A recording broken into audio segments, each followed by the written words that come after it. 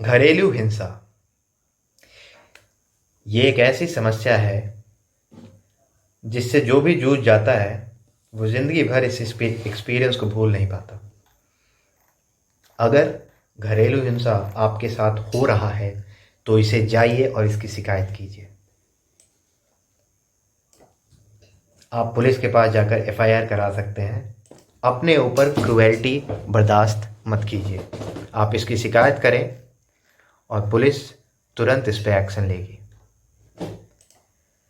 लेकिन कई बार घरेलू हिंसा के लॉज का दुरुपयोग भी होता है। कई बार छोटी छोटी बातों पे हुई छोटी लड़ाइयाँ अक्सर एफआईआर में तब्दील हो जाती हैं। घरेलू हिंसा आज के डेट में एक ऐसा हथियार है जिसका बहुत ही गलत उपयोग किया जा रहा है। और सिर्फ पर्सनल ग्रजेस सिर्फ हस्बैंड पे नहीं निकलते, उसकी पूरी फैमिली को इसमें डाला जाता है। एक घर के 10 लोग हैं तो 10 लोगों को उसमें डाला जाता है। तो इसकी दिक्कत ये भी है, ज़्यादातर घरेलू हिंसा के जो मामले होते हैं वो पैसे से सेटल होते हैं। जी हाँ, पैसा भी इन्वॉल्व होता है। और मैं आपको बता दूं कि इनिशियल डिमांड इतना ज़्यादा होता है कि शायद आपके घर द्वार भी बिक जाए तो आप चुका ना पाए। आपकी औकात के हिसाब से ही डिमांड होता है, पर उसमें आप पूरे बिक जाएंगे। पर घबराइए मत, अगर आपने कंटेस्ट किया है तो सेटलमेंट उतनी ज़्यादा अमाउंट पे होता नहीं है।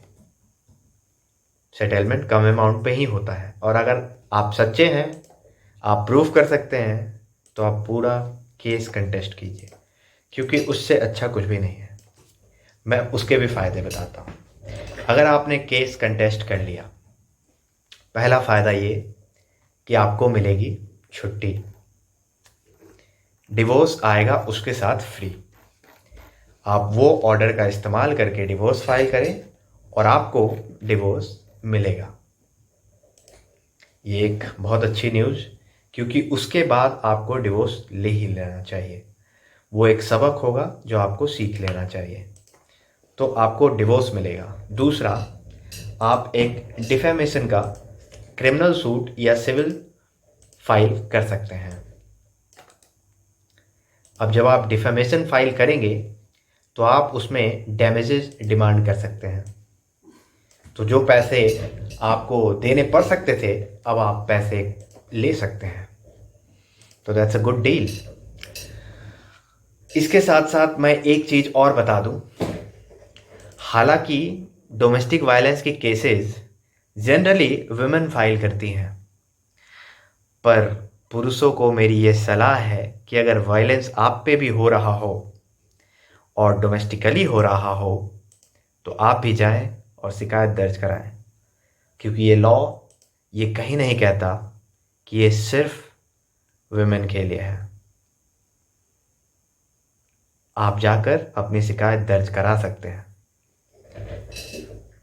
हाँ, ये ज़रूर हो सकता है कि पुलिस वाला आपकी एफआईआर ना लिखे, तो फिर आप प्राइवेट कंप्लेंट फाइल करें, डायरेक्ट कोर्ट में कंप्लेंट करें। पर शिकायत आप भी कर सकते हैं और आपको भी करना चाहिए, क्योंकि मैं आपको एक चीज़ बता दूं, हिंसा का जो डेफिनेशन है वो काफ़ी वाइड है। वो सिर्फ फिजिकल तक नहीं है, वो उससे कहीं ज़्यादा है।